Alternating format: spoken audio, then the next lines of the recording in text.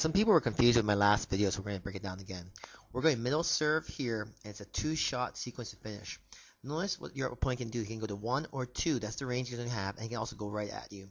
So ball lands in the blue and comes out to 1 or 2 with his forehand. You have a plan of action for either shot. Basically, you probably want to take 1 back to the backhand and 2 back to the backhand. I like doing that, but if they're very good stable, then you go open court to the forehand. Now, once you get the shot here, you must learn this shot right here. See how I come in? It's a body shot, and I just change the face of the racket, and I go for placement. It's not a hard shot, but it's all racket angle on impact. I don't even have really good footwork. Watch this. I actually jump and go to 1 foot.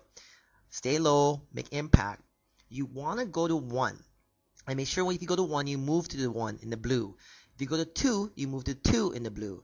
And then to make the shot, just make sure your racket angle is firm on impact and you squeeze your hand and transfer weight to it before you jump. If you jump too early and your weight goes up, the ball's going to die. You don't want to go drop volley because drop volleys, you always establish a deep shot first before you establish the drop. You want them looking for a deep first. That way when you do the drop, it works. Go deep to the backhand. He's in the corner. Look where I'm standing. This is perfect positioning. My range is the blue. When I move to the forehand cover, I'm moving diagonally towards the net. When I'm moving down the line, I'm giving him 6 inches on the line, and I'm covering for lob.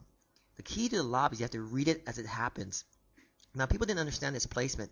You place yourself so that if you lunge from the middle, you can cover up to the line. If you lunge to the cross court, you cover that cross court. I stand approximately 1 foot, 2 feet in from the service line because if I jump 3 steps back, I cover the overhead up to a foot from the baseline. If you're taller, you can stand closer to the net. You want to stand so that if you go 3 steps back, you cover the lob.